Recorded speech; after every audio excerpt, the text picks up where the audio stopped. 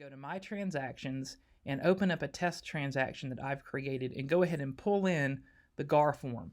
The reason why I'm going to do that is because the Georgia Association of Realtors does an excellent job of mirroring license law in their forms. So for example, first and foremost, when we ask the question, when can the holder of earnest money disperse the funds, the first thing we think about is license law, which happens to be baked into the GAR purchase and sale agreement. So I'm going to go ahead and pull my GAR contract package F201, pull that in, and I happen to know that earnest money is discussed in detail on page 3.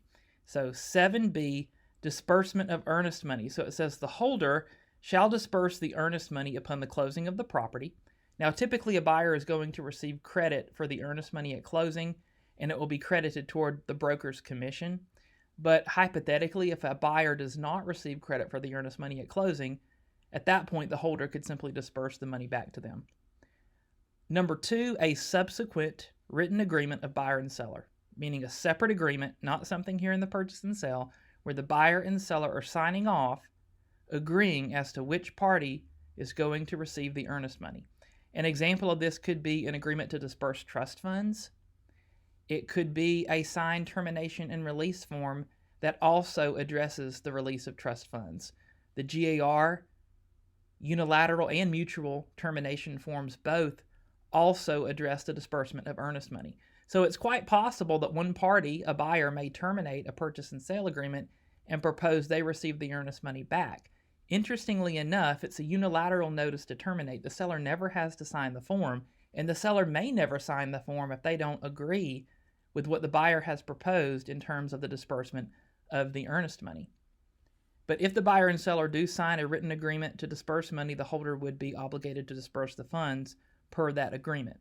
Now, number 3, an order of a court or arbitrator having jurisdiction over any dispute.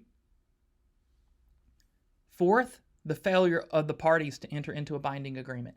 If a binding agreement is never formed, of course, in that case, the holder could simply disperse the earnest money. Now, luckily, buyers remitting earnest money as of the offer date is not common anymore as it was years ago, so that's not that common of an occurrence in the times that we are living in.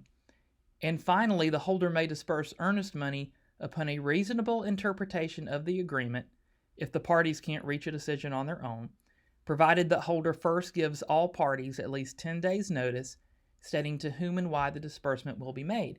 So here in residential real estate, we call this a 10-day letter. So if a contract terminates, buyer and seller, for whatever reason, can't agree as to who should receive the earnest money, the holder needs to get a copy of that T&R, and they need to be informed that there's a dispute over the earnest money. They will take it from there. They will review the paperwork, they will make a decision, and they will send out a letter, a 10-day letter, to all the parties. Once 10 days passes, they will simply disperse the funds. Now, either party, buyer or seller, can dispute the decision that the holder made by sending the holder a written notice of a dispute and including any relevant information that they have to support that claim. Now, ultimately, the disbursement decision does lie with the holder, so really important for us to keep that in mind when we're proposing who should serve as the holder of earnest money, particularly when we're with a buyer and we're writing that offer. Now, I will say in general, most parties respect the decision of a closing attorney when there is a dispute, more so than they do a broker who may be representing one party or the other as a client in the transaction. And so, while most brokers are fair when it comes to earnest money disbursement, who's to say that any broker who represents buyer or seller as a client may not have a tendency to see things more favorably from their client's point of view? So just keep that in mind. Now, what can we do if we don't agree with what the holder has decided? They've made a horrible decision. What action can be taken? Well, keep in mind, here in 7D, the parties have already agreed to hold the holder harmless. All parties agree to indemnify and hold holder harmless from and against all claims, injuries, suits, and damages, and not to sue holder for any decision of holder to disperse earnest money in accordance with this agreement. So we've already agreed from the very beginning that we will hold the holder harmless.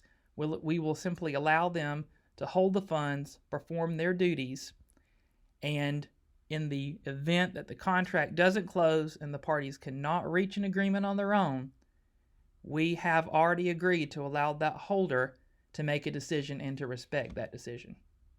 If you have any questions or comments about earnest money release, please feel free to leave me a message in the comments below. I will go ahead and include in the description the most commonly used disbursement form numbers for both GAR and RE contract forms.